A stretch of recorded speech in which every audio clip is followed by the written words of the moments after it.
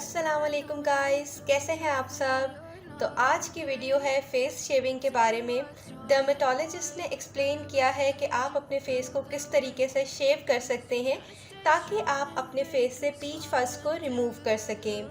तो यहाँ पे बहुत सारे तरीके मौजूद हैं और इनमें बहुत सारी गलतियाँ भी हैं। तो हम डिस्कस करेंगे वो टिप्स और ट्रिक्स के किस तरह से आप अपने फेस को शेव कर सकते हैं। मैं अपने फेस को 2 इयर्स हो गए हैं शेव कर रही हूँ।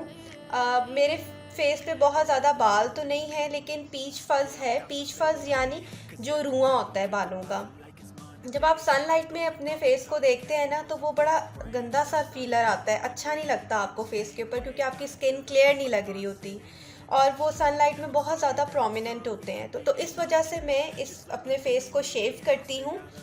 मुझे ये छोटे छोटे बाल जो हैं वो अच्छे नहीं लग रहे होते, क्योंकि इससे ना तो आपका प्रॉपर मेकअप होता है और साथ ही आपकी स्किन भी सनलाइट में अच्छी प्यारी नहीं लग रही होती। तो जब आप ये फेस शेव कर लेंगे या करते हैं तो आपको इसका आइडिया होगा कि फेस शेव करने के बाद आपकी स्किन बहुत ज़्यादा क्लियर हो जाती है, आपकी स्किन सनलाइट में भी बहुत प्यारी लग रही होती है। तो मैं अब आपको बताऊंगी कि मैं किस टाइम फेस शेव करती हूँ और किस टाइम आपको भी करना चाहिए। तो मैं अपना फेस शेव करती हूँ रात के टाइम, क्योंकि आपने उस टाइम सारा मेकअप रिमूव कर लिया होता है और जिनकी स्किन सेंसिटिव है तो वो अगर रात को शेव करें तो उनको 7 to 8 आवर्स मिल जाते हैं उनकी स्किन को हील अप होने में। तो इसीलिए मैं प्रेफर करती हूँ कि अगर आप बिगिनर हैं या फिर आपकी स्किन सेंसिटिव है तो आप नाइट टाइम में शेव कीजिए, क्योंकि ये बेसिकली स्किन की एक्सफोलिएशन होती है। तो जिनकी स्किन सेंसिटिव होती है या एक्नी प्रोन होती है तो उनको थोड़ा सा टाइम चाहिए होता है हील अप होने के लिए। तो इसलिए ज़रूरी है कि आप अपने फेस को रात के टाइम ही शेव कीजिए। ये मेरी फर्स्ट टिप है आपके लिए। और दूसरा ये कि रात के टाइम आप ज़रा रिलैक्स होते हैं, कोई काम नहीं होता, सब काम आपने ख़त्म कर लिए होते हैं, तो आप बहुत जल्दी में नहीं होते, आप रिलैक्स होके आराम से अपने फेस को शेव कर सकते हैं। क्योंकि अगर आप इसको सुकून से करेंगे तो फिर आपके फेस पे एक तो रिज़ल्ट भी अच्छा आएगा, दूसरा कोई कट लगने का भी ख़तरा नहीं होगा। तो सबसे पहले आपने करना क्या है, फर्स्ट स्टेप ये है कि आपने अपनी स्किन को कम्प्लीटली क्लीन करना है। यानी अगर आपने कोई मेकअप लगाया हुआ है या नहीं भी लगाया हुआ, तो मैं ऐसे करती हूँ कि मैं डबल क्लिनजिंग ज़रूर करती हूँ। डबल क्लिनजिंग का मतलब ये है कि आप पहले कोई बाम ले लें, मेकअप मेल्टिंग बाम, उससे आप अपना मेकअप पहले रिमूव कीजिए। उसके बाद आप फेस वॉश से अपने फेस को वॉश कीजिए।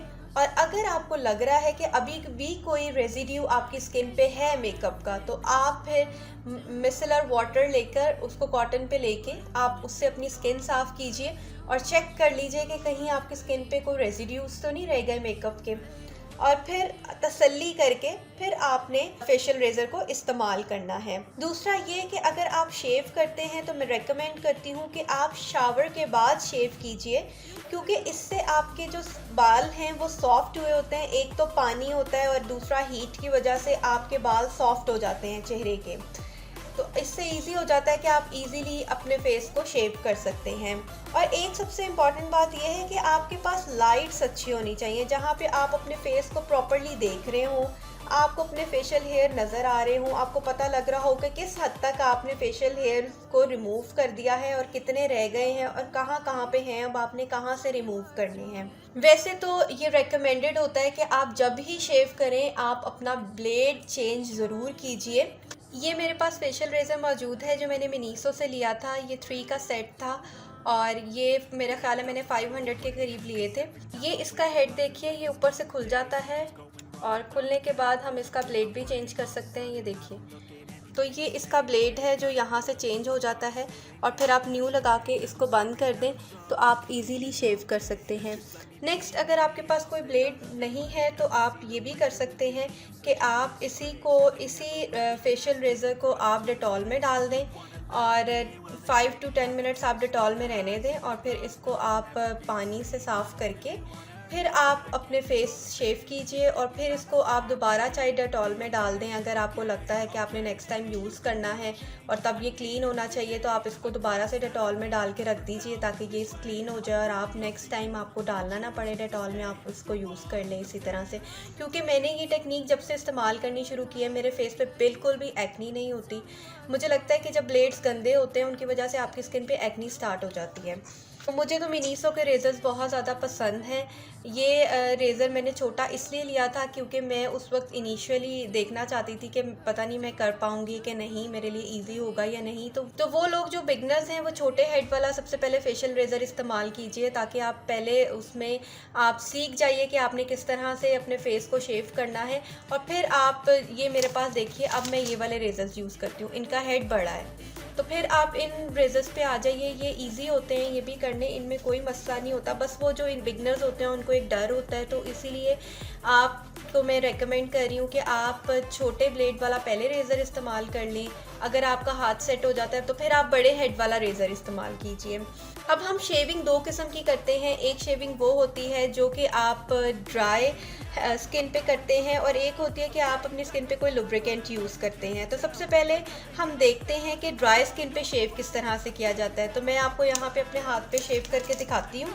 ये देखिए, ये आजकल जो रेज़र्स मैं इस्तेमाल कर रही हूँ ये वो हैं, ये मैंने मिनीसो से लिए थे। आई गेस ये भी 600 या 700 के आए थे और ये 4 का सेट है।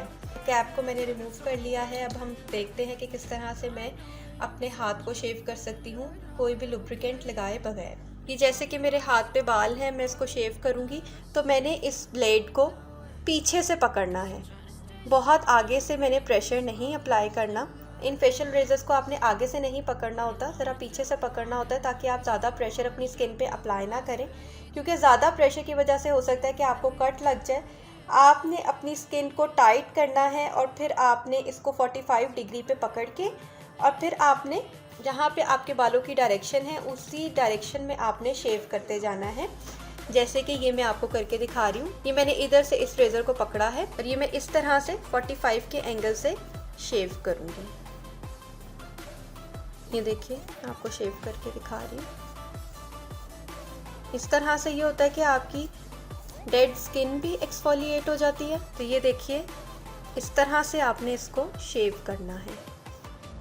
इस तरह से आपने शॉर्ट स्ट्रोक्स में शेव करना है, एकदम से ज़्यादा एरिया नहीं ले लेना फेस शेव करने के लिए, क्योंकि आपको कट भी लग सकता है। और अपनी स्किन को थोड़ा सा आपने टाइट करके रखना है ताकि आप इजीली फेस को शेव कर सकें। जब आप अपने फेस को शेव कर रहे होंगे, अपने पास कोई भी आप कॉटन या फिर कोई वेट टिश्यू रख लीजिए। आप अपने पास कोई भी वाइप रख सकते हैं जो थोड़ा वेट हो, और उससे आप फिर थोड़ी थोड़ी देर बाद अपना ब्लेड को साफ़ कीजिए, क्योंकि अगर उसके ऊपर कोई बाल लगे हुए हैं फिर वो उस वाइप के ऊपर लग जाएंगे और आप इजीली अपने फेस को शेव कर सकेंगे।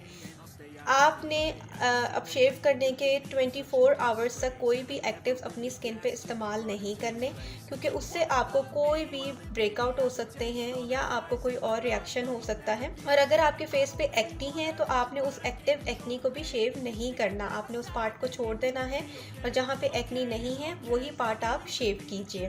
तो आप देखेंगे कि आपकी स्किन कितनी ज़्यादा स्मूथ हो जाएगी। नेक्स्ट हम उस प्रोसीजर की तरफ चलते हैं जहाँ पे आप फेशियल ऑयल लगाते हैं या फिर आप एलोवेरा जेल यूज़ करते हैं अपनी स्किन के ऊपर, उसको लुब्रिकेट कर लेते हैं।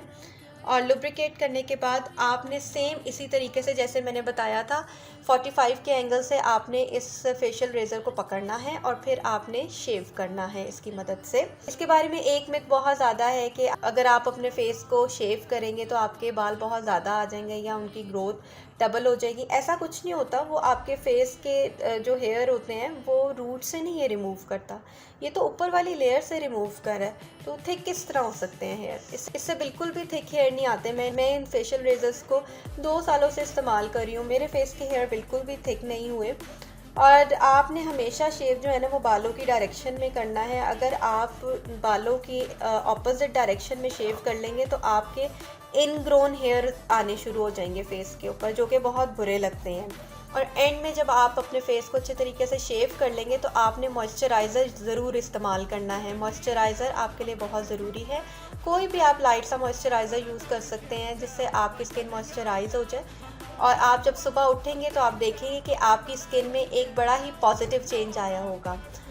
तो आज के लिए इतना ही, मिलते हैं नेक्स्ट वीडियो में। आप मुझे कमेंट बॉक्स में बताइएगा आप इन फेशियल रेजर्स की टिप्स और ट्रिक्स को किस तरह से फॉलो करते हैं। आज के लिए इतना ही, अल्लाह हाफिज़।